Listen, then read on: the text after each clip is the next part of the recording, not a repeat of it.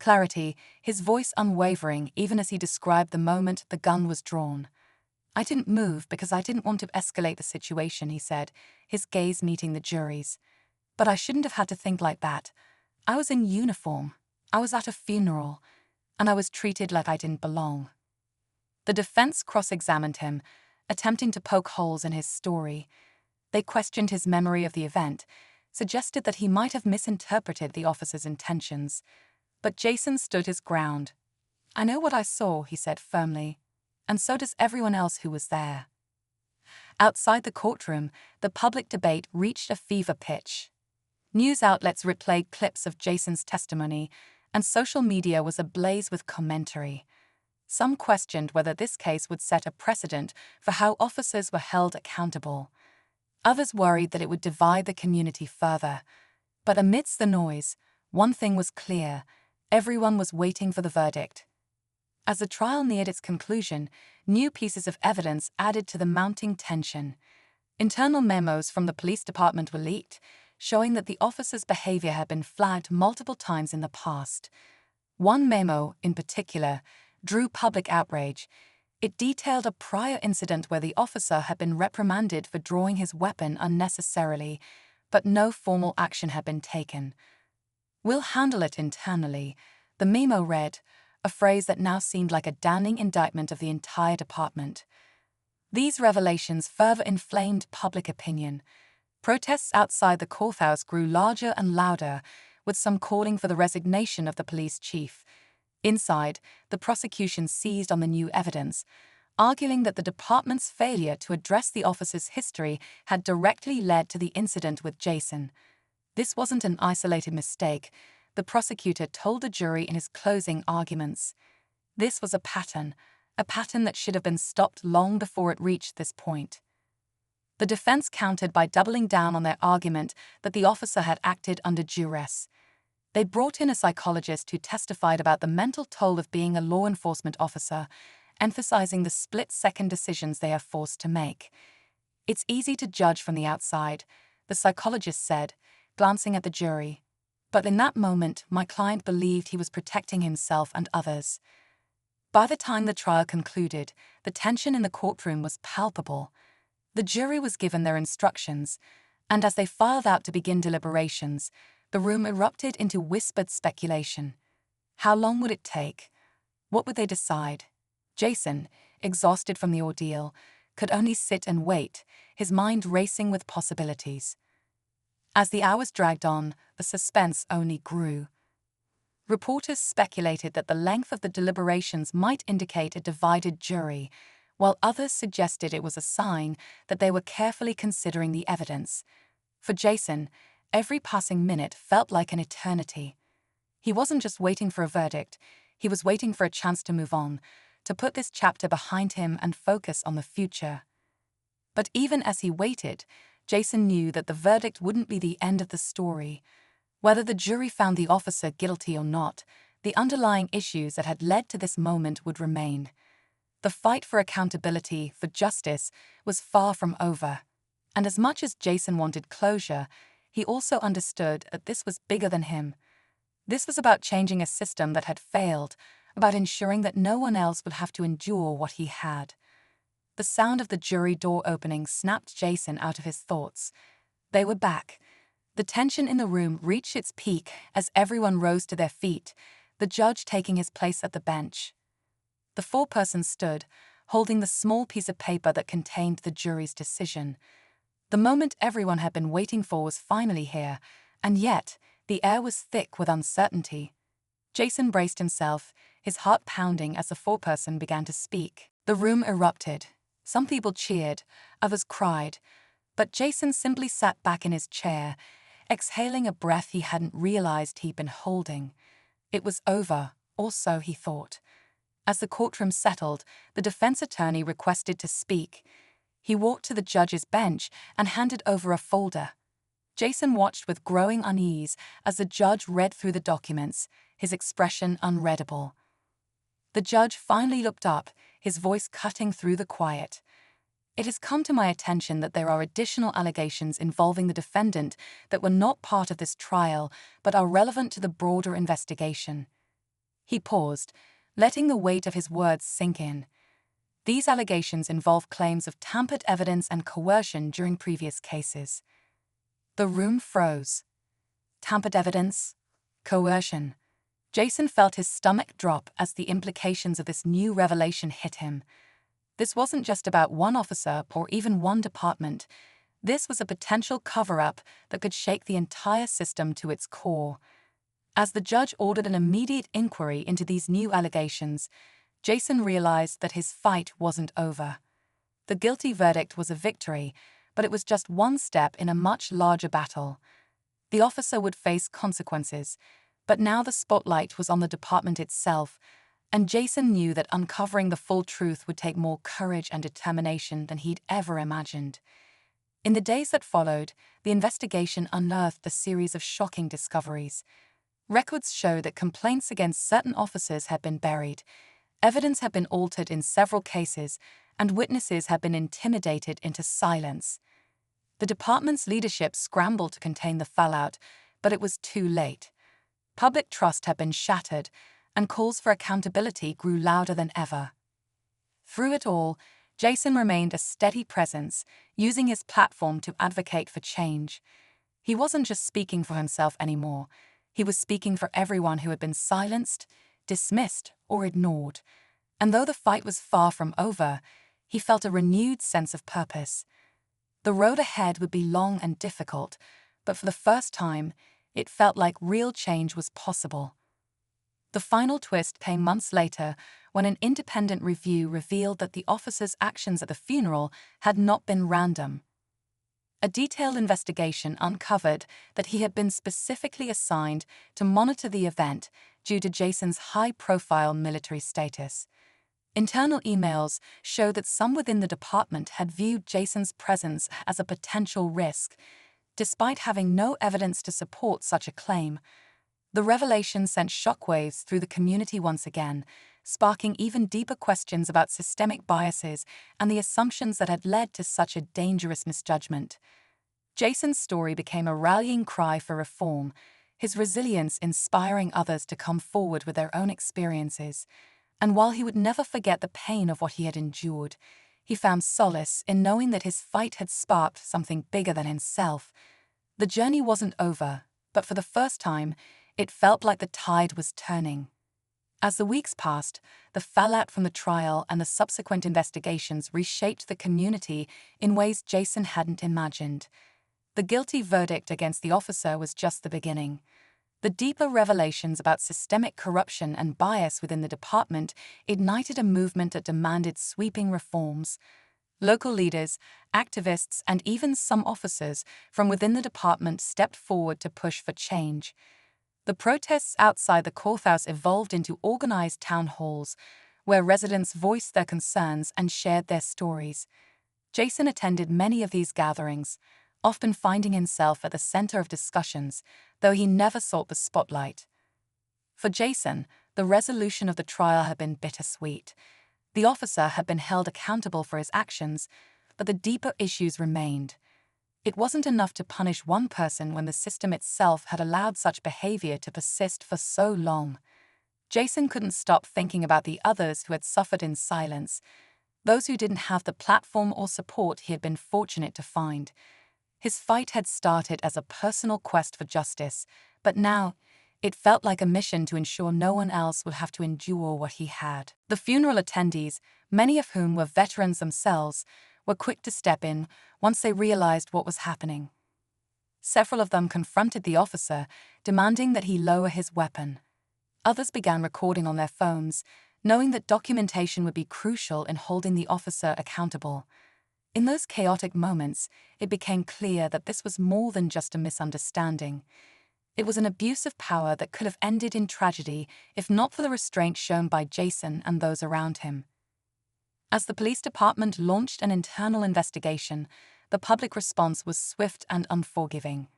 Community leaders, veterans organizations, and even active-duty military personnel spoke out, condemning the officer's actions and demanding transparency.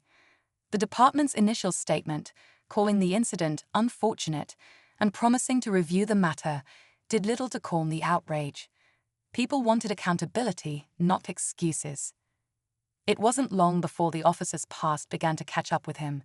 Former colleagues came forward, describing a pattern of behavior that, in hindsight, seemed all too familiar. They spoke of a man who had often let his temper get the better of him, who had a history of making impulsive decisions, and who had shown little regard for the very people he was supposed to serve. Some even admitted that they had reported his behavior to higher-ups, only to be ignored or dismissed. Jason, meanwhile, found himself at the center of a media storm he never wanted. Reporters camped outside his home, seeking interviews. Social media was flooded with messages of support, but also with questions. What had he done to provoke the officer? Why hadn't he walked away? Jason answered those questions in a statement that was as measured and thoughtful as he was. "I didn't provoke anything," he said. "I was there to honor a friend, just like everyone else. This isn't about me. It's about a system that allowed something like this to happen in the first place. I hope that by speaking out, we can make sure it doesn't happen again." Despite his humility, Jason's words carried weight. They resonated not just with those who had served, but with anyone who had ever felt the sting of injustice. He became a reluctant symbol of resilience and grace under pressure, a reminder that strength isn't just about physical power, it's about standing firm in the face of adversity.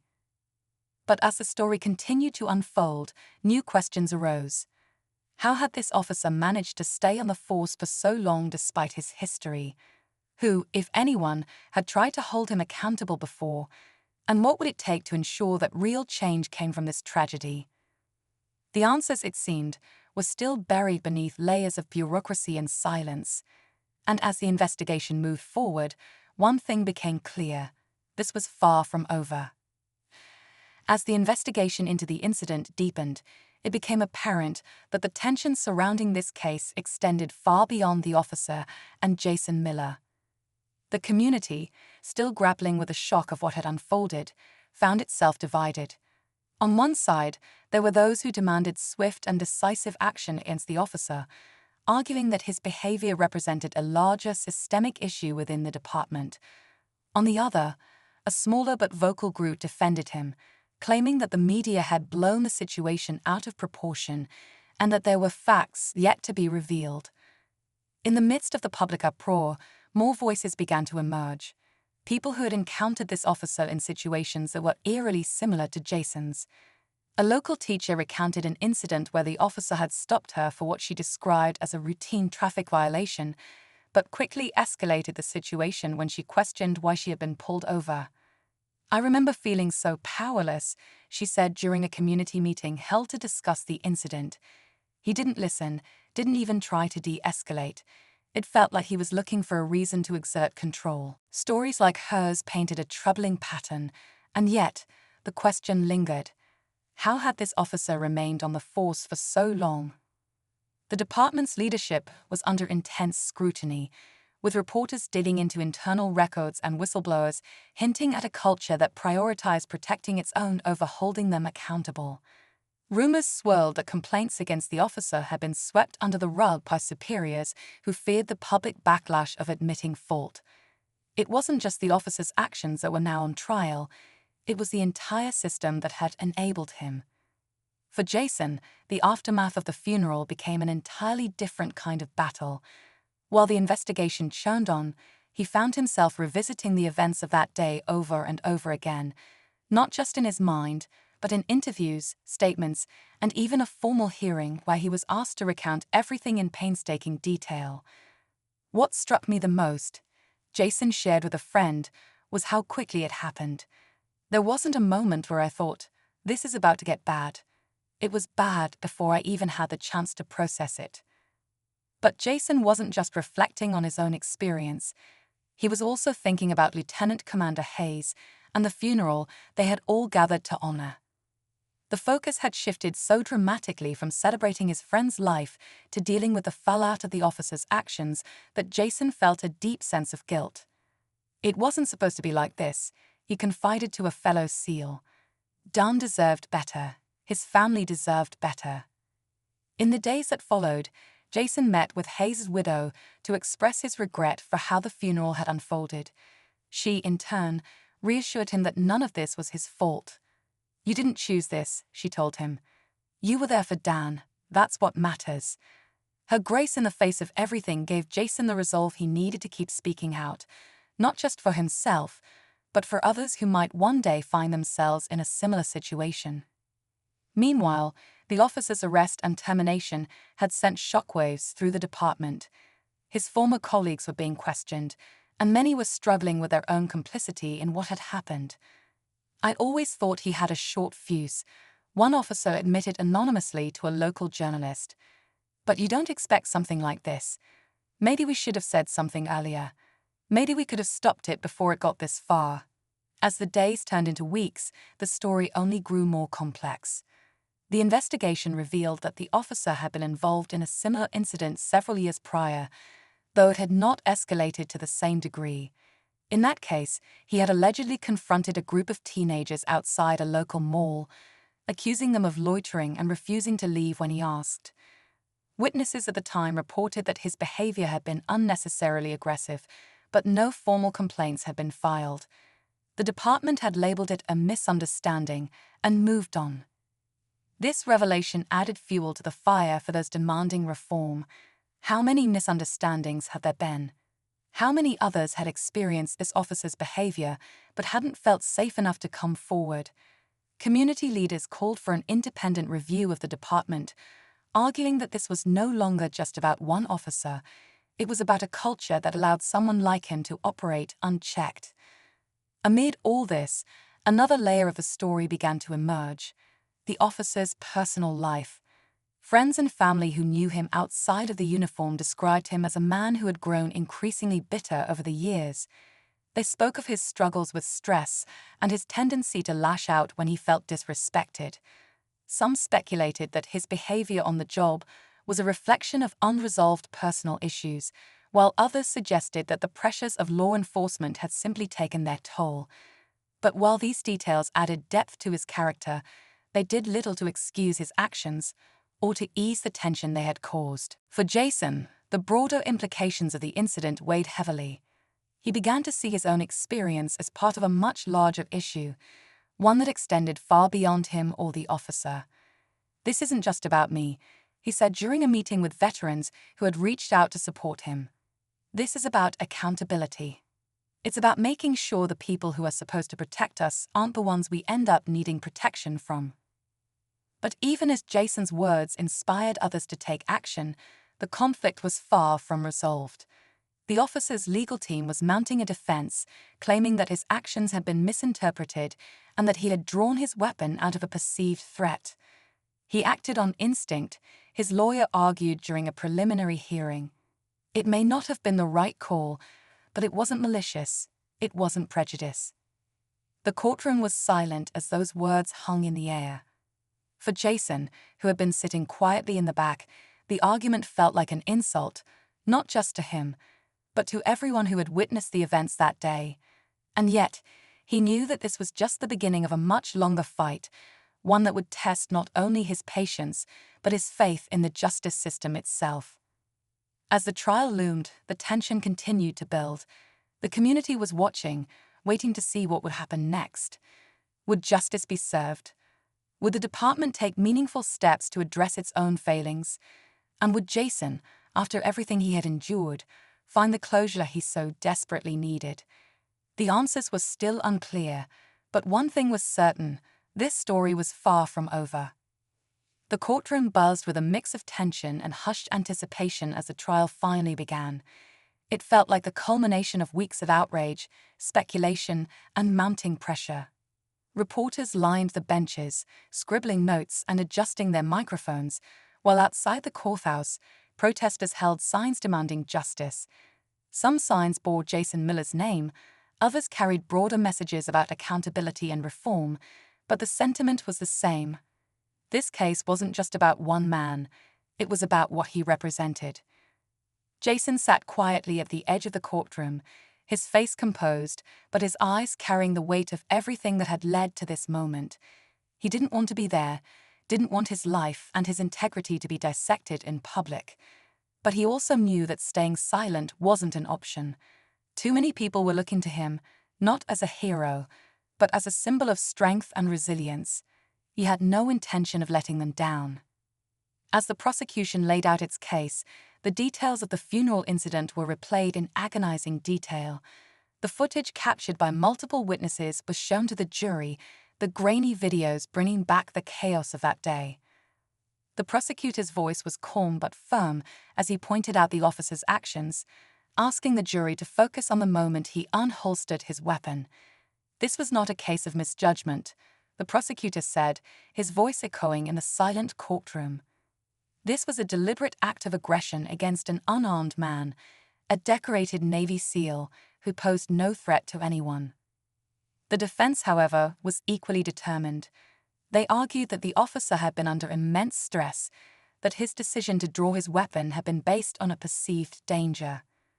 Officers are trained to respond to threats in a split second, the defense attorney insisted, gesturing toward his client.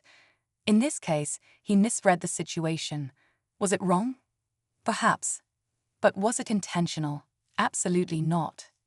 Jason couldn't help but feel a wave of anger rise in him as he listened to the defense's arguments. How could anyone claim this wasn't intentional? The officer hadn't just misread the situation, he had escalated it, turned a sullen occasion into a spectacle of fear. Jason glanced at the jury, wondering if they saw it the same way. Were they moved by the footage, by the testimonies, or were they buying into the idea that this was just a mistake? The turning point of the trial came when Jason took the stand. As he walked to the witness box, the room fell silent, all eyes fixed on him. He had rehearsed his testimony with the prosecutor, but nothing could have prepared him for the emotional toll of reliving the incident in front of a crowd. Still, he spoke with calm but there's one question that remains unanswered. How do we prevent moments like this from happening again? Stay tuned, because what comes next might just surprise you. As the video of the incident circulated online, the world began to ask questions. Who was this officer? What kind of man could turn a place of mourning into a scene of chaos? And why, of all people, had he targeted a Navy SEAL? The answers weren't immediately clear, but they were enough to paint a disturbing picture, one of unchecked authority, a history of questionable behavior, and a moment that finally brought it all to light. The officer in question, identified as a veteran member of the local police force, had been with the department for over a decade. On the surface, his career appeared steady. He had climbed the ranks over the years, and to many he seemed like a model officer. But to those who had interacted with him more closely, there was another side, one far less admirable. Complaints of excessive force and inappropriate conduct had been filed against him on multiple occasions. None had ever led to serious consequences. Most had been dismissed with the vague promise of internal review. It was a pattern that, in hindsight, should have raised red flags long before the funeral. The Navy SEAL, on the other hand, was a man who had spent his life under scrutiny of a different kind. His name was Jason Miller, and his record was one of unwavering service and sacrifice. Jason had enlisted in the Navy right out of high school, driven by a sense of duty that few could understand unless they had walked in his shoes. Over the years, he had deployed to some of the most dangerous places in the world. He'd led missions that were classified even to this day, and he had the scars, both physical and emotional, to prove it. But Jason wasn't the type to boast. He was quiet, humble, and fiercely loyal to his team and his country. When he wasn't deployed, he spent his time mentoring younger recruits, helping them prepare for the grueling challenges of SEAL training. To him, service wasn't just a job, it was a calling. And on the day of the funeral, he had been there not just as a mourner, but as a brother in arms, honoring one of his own. The funeral was for Lieutenant Commander Daniel Hayes, a fellow Navy SEAL and close friend of Jason's. Daniel had served for nearly 2 decades before an unexpected medical condition had taken his life. The loss was devastating, not just to his family but to the entire SEAL community. Jason had promised Daniel's widow that he would be there, not only to say goodbye, but to ensure that her husband received the honor and respect he deserved. Little did Jason know that his presence would spark a confrontation that no one could have predicted. As investigators began piecing together what had happened, more details emerged about the officer's actions that day. Witnesses recalled hearing him question Jason's presence at the funeral, despite the fact that Jason was in full uniform. The questions, they said, weren't just out of line. They were laced with a tone of suspicion that felt entirely inappropriate for the setting. Some described the officer's demeanor as aggressive, almost as if he was looking for a reason to escalate the situation. It was during this tense exchange that the officer reportedly made a comment that stunned everyone within earshot. While the exact words varied, depending on who was recounting the story, the meaning was clear.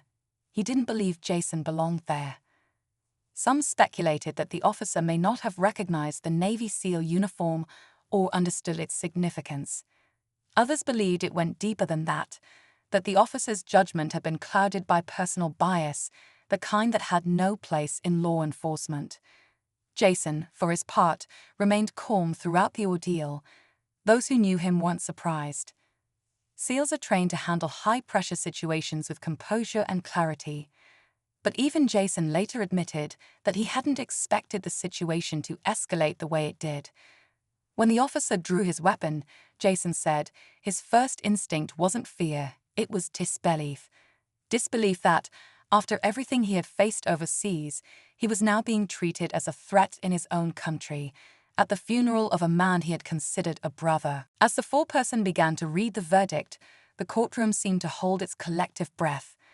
We, the jury, find the defendant. The pause stretched on, heavy and suffocating, as Jason gripped the edge of his chair. The words that followed, however, were not the resolution anyone expected. The foreperson stumbled, looked toward the judge, and then cleared her throat. "Your Honor, we are unable to reach a unanimous decision." A murmur rippled through the courtroom, disbelief and confusion settling like a fog. Jason sat frozen, his heart racing as he tried to process what this meant. A mystery. After all the testimony, the evidence and the unbearable weight, the jury hadn't been able to agree. It wasn't a resolution, it was a reset, throwing everything back into limbo. The officer remained in a state of legal uncertainty, neither exonerated nor held accountable, while Jason and the community were left with more questions than answers. As the judge dismissed the jury, the defense team appeared relieved, though they avoided celebrating openly in the tense atmosphere. Meanwhile, the prosecution looked visibly frustrated, already whispering among themselves about the next steps. Jason, sitting alone in his row, felt a wave of exhaustion crash over him. This wasn't what he had hoped for, not even close. He had walked into that courtroom seeking closure, and instead, he was walking out with a gnawing sense of incompleteness. But just as Jason thought the day couldn't take another unexpected turn, his phone buzzed with a message. It was from one of his SEAL teammates, someone who had been quietly following the case from the sidelines. The message was brief but cryptic. "Asterisk, we need to talk. There's something you don't know." Asterisk, Jason frowned, his mind immediately racing. What could this possibly be about? He responded with a quick acknowledgement and agreed to meet later that evening. When they finally sat down at a quiet corner of a local coffee shop, Jason's teammate leaned in, his voice low. "Look, I didn't say anything earlier because I wasn't sure it mattered. But after watching all this unfold, I realized I can't keep it to myself anymore." Jason listened intently as his friend explained that he had overheard a conversation months ago between another officer and the defendant. It had happened at a police charity event, where drinks had been flowing freely, and caution seemed to have been thrown to the wind. "They were joking around," his friend said, his tone grim. "But the way he was talking about certain people, it didn't sit right with me.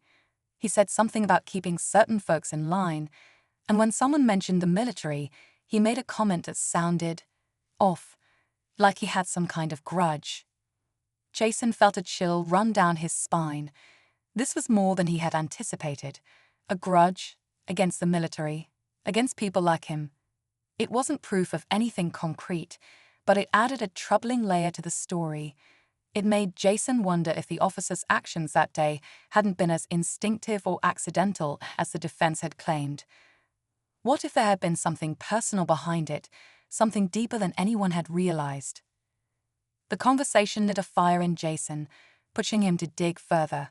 He began reaching out to other people in the community, those who had interacted with the officer before, hoping to uncover more pieces of the puzzle. What he found was a series of small but significant details that painted a darker picture. One person recalled how the officer had reacted dismissively to a veteran who had approached him for help during a local event. Another mentioned overhearing him complain about the military getting special treatment. These stories weren't enough to build a case on their own, but together they hinted at an unsettling pattern of bias. Jason took this information to the prosecutor, who listened carefully but remained cautious. "We need something solid," the prosecutor said, tapping a pen against the desk. "We can't retry this case on speculation. If there's more to this, we have to find concrete evidence." It was in the midst of this renewed push for answers that another twist emerged, one that shocked even Jason. A former officer from the department came forward, claiming to have information about internal practices that could blow the case wide open.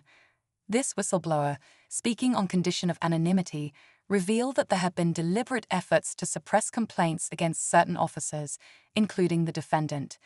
"It's not just him," the former officer admitted during a recorded interview. "It's a culture. People get protected because no one wants to deal with the fallout." The revelation sent shockwaves through the community once again. News outlets picked up the story, and the pressure on the police department reached a breaking point. The chief of police, who had already been under scrutiny, was forced to hold a press conference. Standing before a crowd of reporters, the chief looked visibly uncomfortable as he addressed the accusations. "If these claims are true, they are deeply concerning," he said, his words careful and measured. "We will conduct a thorough internal review to ensure that any wrongdoing is addressed." But for Jason, words weren't enough. He felt an urgency to bring everything to light, to make sure the officer was held accountable, not just for what had happened to him, but for the harm caused to others. The stakes had never been higher. This wasn't just about one case anymore. It was about uncovering a system that had allowed this to happen in the first place. As the days went on, tensions in the community escalated. The protests outside the courthouse grew larger, more impassioned, with people demanding transparency and justice. Jason found himself thrust further into the spotlight, his story becoming a rallying cry for those seeking change. He hadn't asked for this role, but he couldn't ignore the responsibility that came with it. And yet, amidst the growing momentum, Jason couldn't shake the feeling that they were running out of time. The officer, now out on bail, had maintained a low profile, but whispers of a potential plea deal began to circulate. If the case didn't go to trial again, would the truth ever fully come out? Would the department's secrets remain buried? The pressure mounted with every passing day, and Jason felt the weight of it pressing down on him.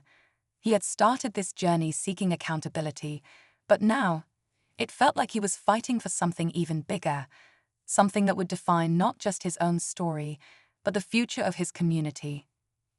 The question now wasn't just whether justice would be served, it was whether the truth would ever truly come to light.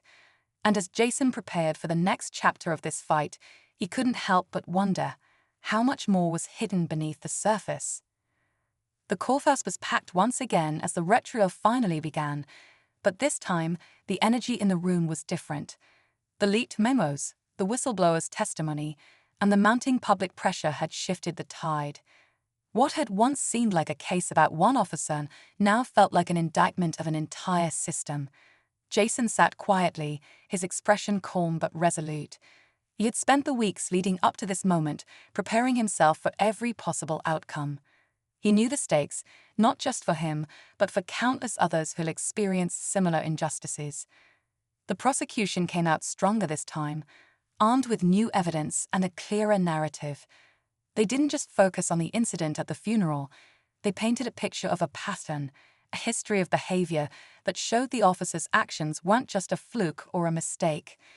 Witness after witness testified about their experiences, some choking back tears as they recounted moments when they felt dismissed, disrespected, or outright threatened. The prosecutor tied it all together, arguing that this wasn't just about one bad decision.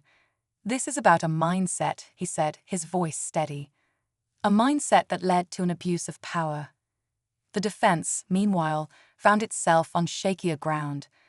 The whistleblower's testimony had undermined their argument of a lone mistake, and the leaked memos had cast doubt on the department's credibility.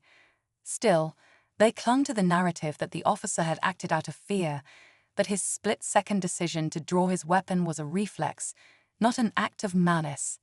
"Fear doesn't excuse what happened," the prosecutor rebutted in his closing arguments, but this wasn't fear. This was prejudice disguised as instinct. As the jury deliberated, the tension was unbearable. Days passed with no word, each moment stretching longer than the last. Outside the courthouse, the protests continued, the crowd growing larger and more vocal. Jason avoided the news, focusing instead on his family and the people who had supported him through this ordeal. But the uncertainty gnawed at him. Would the jury see the truth, or would this end the same way as the first trial? Finally, the call came. The jury had reached a verdict. Jason's heart pounded as he made his way back to the courtroom, the weight of everything he'd endured pressing down on him. This time, the foreperson's voice didn't waver. "We, the jury, find the defendant guilty of misconduct in office and second-degree assault." Of all the moments that demand dignity, honor, and respect, a military funeral stands above the rest.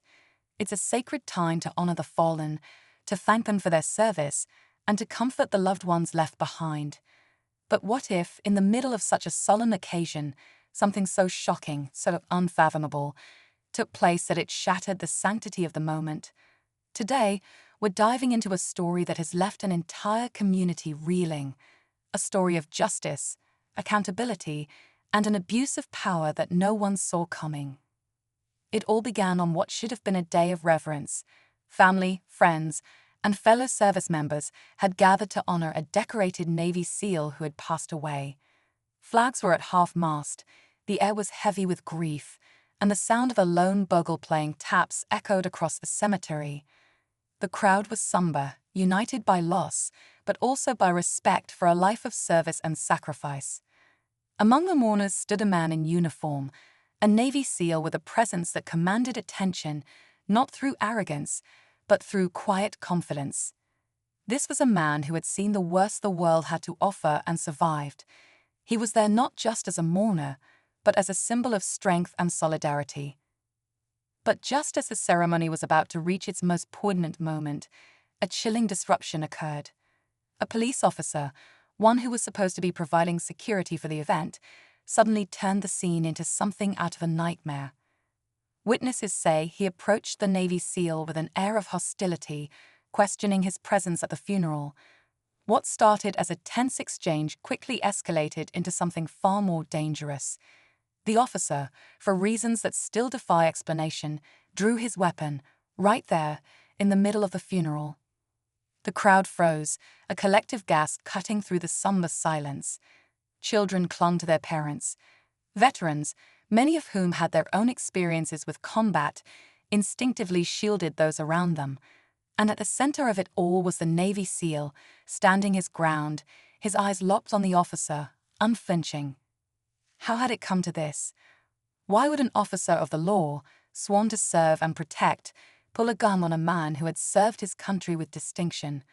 The answer, as investigators would later uncover, was as disturbing as it was revealing. Witnesses at the scene reported hearing comments from the officer that were not only inappropriate but deeply offensive. Remarks that hinted at prejudice, ignorance, and a blatant disregard for the uniform the Navy SEAL wore, not the police uniform, but the one symbolizing his service to the nation. The fallout was immediate. Videos taken by attendees quickly made their way onto social media, igniting a firestorm of outrage.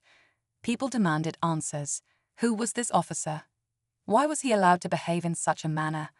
And most importantly, what would be done to ensure accountability? As the story began to unravel, it became clear that this wasn't just a case of one bad moment or a simple misunderstanding. It was a window into a larger issue, one that communities across the country have been grappling with for years. The officer's past record was brought into question, and troubling details began to surface. Complaints about his behavior had apparently been filed before, but they'd been brushed aside until now. The turning point came when the department announced that the officer had not only been fired, but was also under arrest. The charges: misconduct, abuse of power, and reckless endangerment. The Navy SEAL, who had shown incredible composure during the ordeal, later released a statement emphasizing that his actions were not about seeking revenge, but about ensuring no one else would have to endure what he had. He called for systemic change, for better training, and for a deeper commitment to rooting out bias and prejudice wherever it existed. This story is about more than just one funeral or one officer's actions. It's about the ripple effects of injustice, the courage it takes to stand up to abuse, and the power of accountability. As we dive deeper into this unfolding drama, we'll explore the background of the officer, the Navy SEAL's remarkable story, and the community's response to this shocking event. The police department, under immense public scrutiny, announced a series of reforms. The chief of police stepped down, replaced by someone who promised transparency and accountability. Body cameras became mandatory for all officers, and an independent oversight committee was established to review complaints against law enforcement. While these changes were steps in the right direction, Jason knew they were only the beginning. Real change would take time, and it would require vigilance from the community to ensure these reforms were more than just empty promises. Amidst the whirlwind of change, Jason took a step back to reflect on everything that had happened. He spent more time with his family, reconnecting with the people who had been his foundation through it all. His daughter's laughter became a soothing balm to his soul, a reminder of why he had fought so hard to begin with. He also found himself leaning on his SEAL teammates, who had been quietly supporting him from the sidelines. They reminded him of the resilience and discipline he had cultivated during his time in the military, traits that had carried him through the darkest moments of this journey. One evening, as Jason sat on his porch, watching the sun dip below the horizon, he received a call from the journalist who had first broken the story about the leaked memos. The journalist wanted to write a follow-up piece, focusing not just on the scandal, but on the community's efforts to rebuild and heal. Jason hesitated at first, unsure if he wanted to revisit the pain and anger that had defined the past year. But then he realized this was an opportunity to highlight the progress that had been made and to honor the people who had stood by him. The article, published a week later, painted a hopeful picture of a community determined to rise above its struggles. It highlighted the individuals who had come together to demand change, from the whistleblower who risked everything to speak the truth to the activists who organized tirelessly. Jason's story was a centerpiece of the article, but it wasn't presented as the end of the journey. Instead, it was framed as the catalyst for a broader movement, a movement that was still unfolding. As Jason read the article, he felt a mix of emotions. Pride, yes, but also a sense of responsibility. His story had resonated with so many people, and he knew he couldn't simply walk away now. He began considering ways he could continue contributing to the fight for justice and equality. He reached out to local organizations working on police reform, offering to share his experience and support their efforts. He also started speaking at schools and community centers, using his platform to educate others about the importance of accountability and the power of standing up for what's right. Through it all, Jason never lost sight of what mattered most: his family. They had been his anchor, his reason for pushing forward when everything felt hopeless. His wife, who had been his rock throughout the trial, encouraged him to find balance and not let the fight consume him. "You've done so much already," she told him one evening as they sat together in their living room. "It's okay to take a breath. You deserve that." And so Jason learned to balance his advocacy with moments of peace and normalcy. He started running again, finding solace in the steady rhythm of his feet hitting the pavement. He took his daughter on weekend hikes, showing her the beauty of the world he wanted to help protect. These moments reminded him of what he was fighting for, not just justice, but the chance for future generations to live in a world where such battles wouldn't be necessary. In the end, Jason's journey wasn't just about one man's fight for justice. It was about a community coming together to confront hard truths and demand better. It was about resilience, hope, and the belief that change is possible, even in the face of overwhelming odds. As Jason stood at the site of the cemetery where everything had begun, he felt a sense of closure, not because the fight was over, but because he had found his purpose. He placed a hand on his father's headstone, his voice steady as he spoke. "I hope I made you proud," he said softly, and in that moment, surrounded by the quiet strength of the land his father had loved, Jason finally felt at peace.